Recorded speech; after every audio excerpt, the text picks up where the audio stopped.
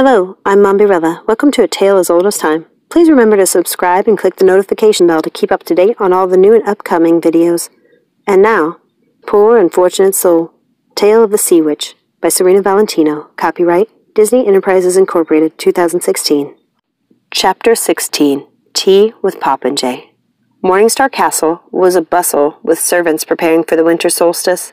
Tulip had decided quite at the last moment that they would go on with the festival as usual, even with her mother and father away.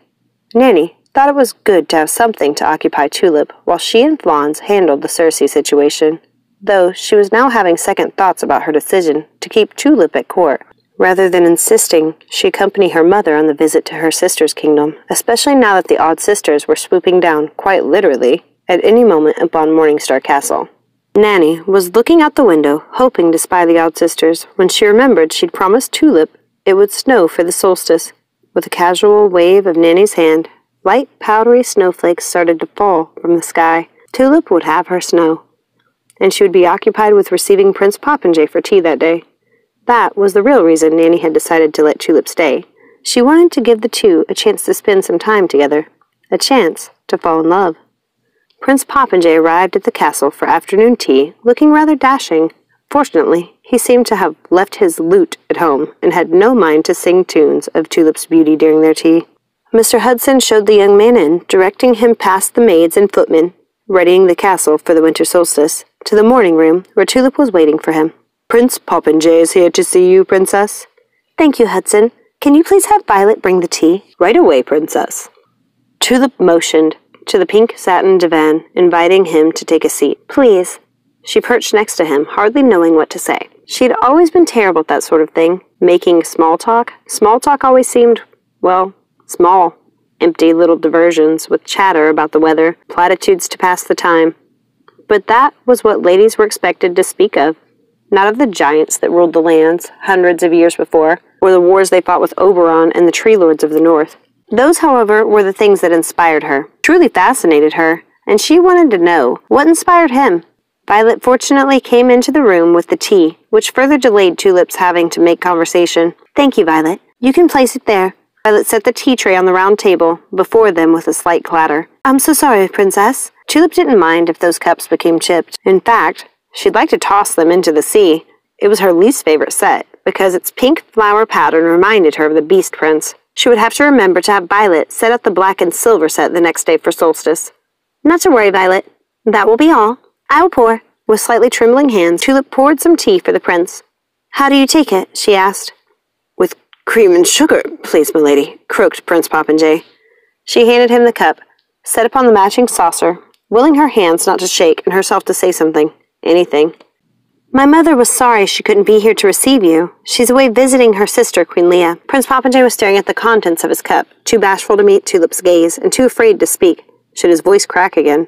It seemed Tulip wasn't alone in her nervousness or distaste for small talk. "She's suffered much with sorrow, my aunt. I'm sure you've heard what's happened to her daughter."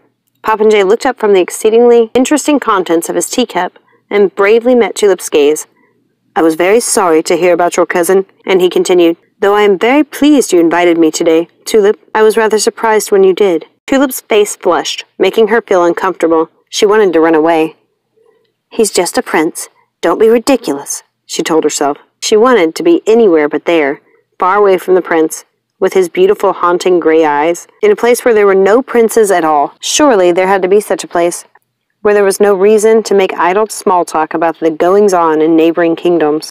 "I was reading about the history of your kingdom and its lands, and I found it very fascinating. Did you know there was a great battle fought here?" With a smile, she asked, "Which one?" "There were several." "Oh, I am particularly intrigued by the battle between the tree lords and the giants. But they're all so compelling, don't you think?" And suddenly, Tulip didn't feel the need to flee. In fact, there wasn't a single place in all the kingdom she'd rather be than with the handsome prince with the haunting gray eyes. Thank you so much for listening. Remember, like and subscribe, and don't forget to ring that notification bell to keep up to date on all the new magic. Have a magical day.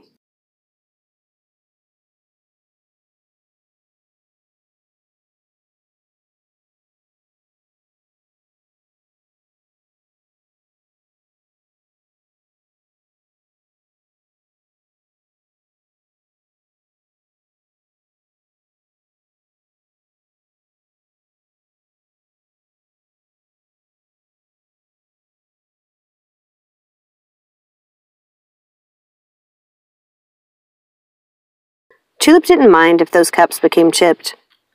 In fact, she'd like to toss them into the sea.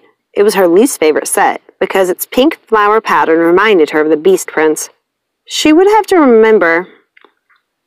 She would have to remember to have Violet set up the black and silver set the next day for solstice. Not to worry, Violet. That will be all. I will pour. With slightly trembling hands, Tulip poured some tea. Not to worry, Violet. That will be all. I will pour. With slightly trembling hands, Tulip poured some tea for the prince. How do you take it? She asked. With cream and sugar, please, milady, croaked Prince Popinjay. She handed him the cup, set upon the matching saucer, willing her hands not to shake and herself to say something, anything. My mother was sorry she couldn't be here to receive you. How do you take it? She asked. With cream and sugar, please, milady, croaked Prince Popinjay. She handed him the cup, set upon the matching saucer, willing her hands not to shake and herself to say something, anything. My mother was sorry she couldn't be here to receive you. My mother was sorry she couldn't be here to receive you. She's always visiting.